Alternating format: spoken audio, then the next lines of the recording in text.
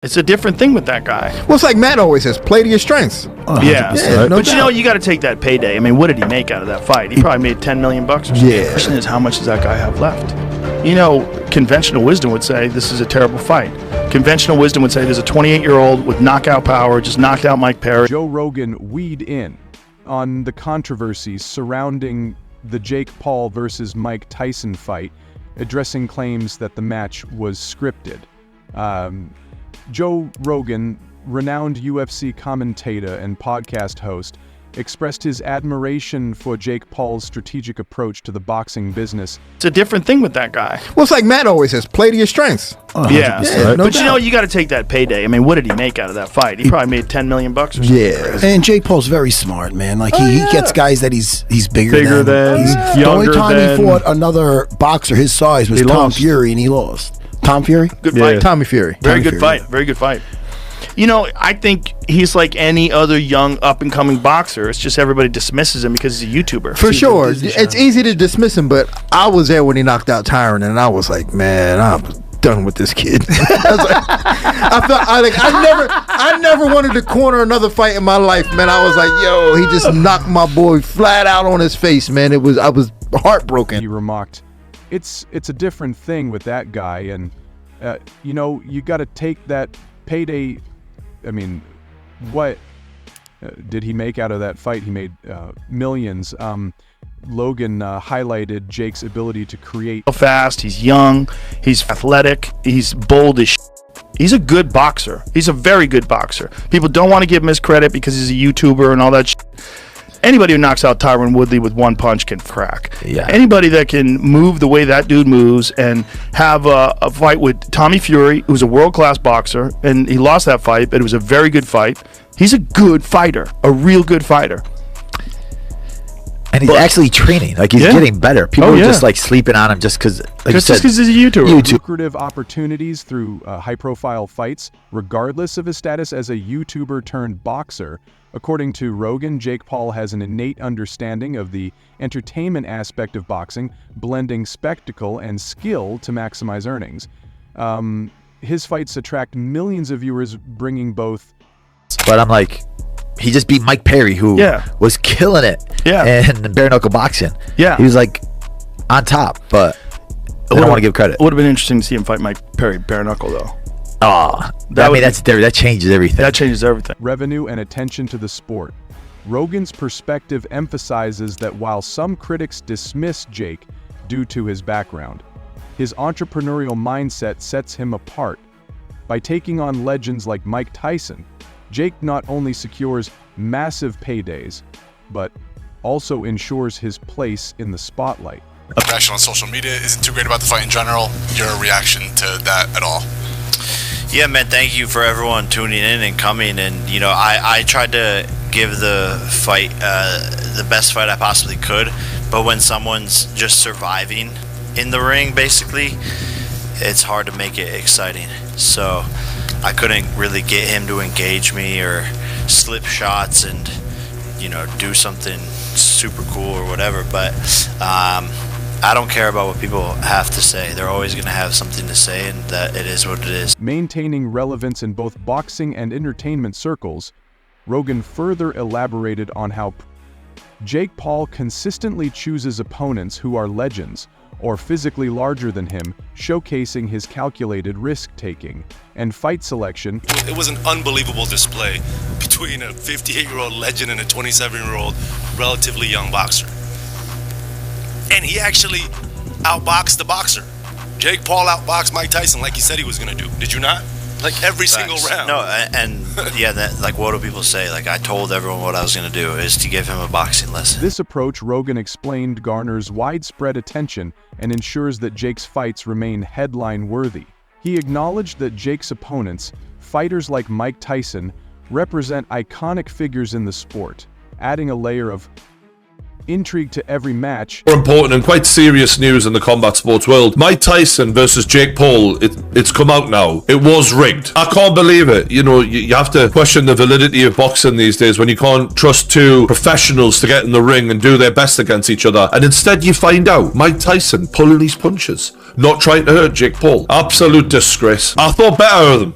You know, I really did. I thought that Mike Tyson, especially Iron Mike, he was just going to go in there and knock Jake clean out. But yeah, Rogan's praise also extended to Jake's ability to handle the pressure that comes with facing such prominent adversaries.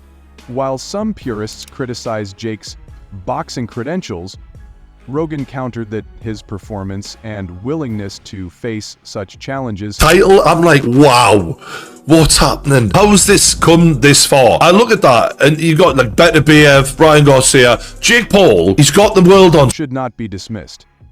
Jake Paul's victory over Mike Tyson marked a significant milestone in his boxing career, improving his professional record to an impressive 111. This win extends Paul's streak to 5 consecutive victories since his only loss to Tommy Fury in 2023. Genius business move. As shit of a fight as it was, he's got the whole world of them talking about him in the palm of his fucking hand, and he is laughing. Imagine Daniel Dubois in a ring with Jake Paul. Fucking hell, that would be brutal. No offense to Jake, but who wouldn't get their ass kicked off Daniel Dubois, right? Solidifying his reputation as a serious contender in the sport. Paul's ability to maintain such consistency, despite persistent skepticism about his legitimacy as a boxer, continues to fuel debate among fans and analysts. So, bro? Oh, he's ripping up the chicken. Oh, Richard's watching mortified right now. Richard's like, oh, fuck. He's like, I must be special. Dude, like, how are you even going to walk around anymore and not get recognized? Especially because, again, your head is so big. You're so recognizable. Yeah, it's just like a giant rooster head. I don't really plan on walking around. I plan on. Do you have people carry you? Yeah. Because you're that rich now. Is it true you made $90 million from this fight? No, who said that? Is it true that you made $170 million from this fight? It's not true. I made a lot of money, the most money I've made ever. But what are you gonna buy with the money? Probably a ranch. Whoa. Like a big piece of property. His win over Tyson, a living legend, further bolsters his career trajectory and marketability, keeping him in the spotlight of the boxing world. For Mike Tyson, the fight represented a long-awaited return to professional boxing. Jake Paul versus Mike Tyson was 100% scripted. Every single time Mike Tyson hit Jake Paul with a good punch, Jake Paul would make this face. When fights are scripted, fighters do weird gestures to signal when they're hurt. Mike Tyson also signaled to Jake Paul when he was hurt. Every time Mike Tyson bit his gloves, he was secretly telling Jake Paul to calm down. When we look at Mike Tyson's training footage, he was punching with a lot of speed and power. When we watch the fight with Jake Paul, he looked marking his first sanctioned bout since 2005. Expectations were sky high as fans hoped to see glimpses of the ferocity that defined Tyson's prime. However, the event has since been overshadowed by allegations of scripting and prearranged outcomes. Rushes to get the knockout, but not in this fight because Jake Paul was signaling him to calm down. Mike Tyson knew that this fight was scripted. The first fight commentator said, "I wonder why Mike Tyson keeps biting his glove." The second fight commentator responded, "I've seen Tyson do this in all his previous fights. I can tell you 100% Mike Tyson has never bit his glove in any of his previous fights. It even looks like he's trying to send a secret message by biting." While Tyson's performance was widely respected given his age and time away from ring, critics argue that the fight's authenticity was compromised. These controversies have sparked broader discussions about the evolving nature of high-profile boxing events as the lines between sport and entertainment blur. Proof that Mike Tyson fight was a rig. This is the contract that was stipulated, and in round 6 Tyson started taking a fall. Listen to Jake Paul. At any point did you start to take your foot off the gas just a little bit because you knew he was tiring out? Yeah, definitely a bit. You know, I wanted to give the fans a show, but I didn't want to hurt someone that didn't need to be hurt. See, you were supposed to knock Tyson out in round 5. You're supposed to knock Tyson out in round 5, but you didn't do it because he felt pissed. Tyson's legacy remains intact, but this return to the ring may leave mixed impressions for his most ardent fans. Jake Paul responded to the wave of drama and controversy surrounding his victory over Mike Tyson, explaining that his performance was influenced by Tyson's defensive strategy. Anything else, Tyson looks shot. It's upsetting to see as a Tyson fan that literally you went in there, and it's not about legacy, it's about looking very, very old, and his legs were weathered. What you were doing with your glove, was it a mouthpiece issue, or were you just biting on your glove? What was that? Can you tell us? I have a habit of biting my gloves outside. Yeah. Why do you do that? I have a biting fixation. I've heard about that. I don't want to know more.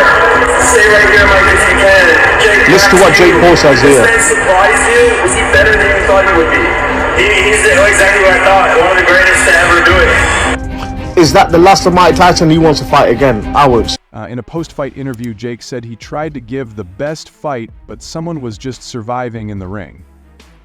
That's why he couldn't engage Mike Tyson, and couldn't make the fight interesting. This remark seemed to address accusations that the bout was rigged or lacked genuine competitiveness. Like, come on now, I know he has like some underlying health issues, like between his legs and shoulders or whatever the hell it was.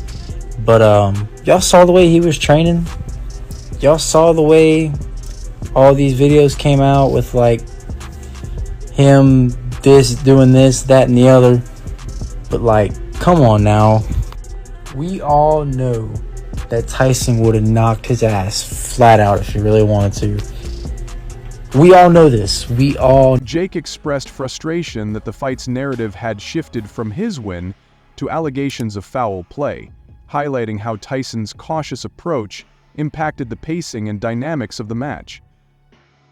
According to Jake, his inability to engage Tyson more aggressively stemmed from the legend's defensive tactics, which made it challenging to deliver the explosive exchanges fans had anticipated. Jake defended his performance, emphasizing that he entered the fight with a genuine intent to entertain. But I don't know. I mean, come on now. He just sat there and just literally just watched Jake the entire time. He really didn't even...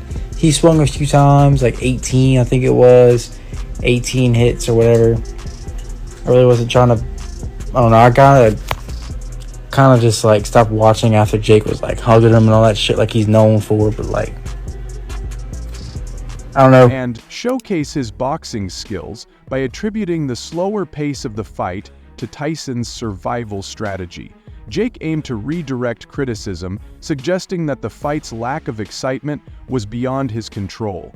His comments revealed his awareness of the public's expectations and the scrutiny he faces as both a fighter and an entertainer.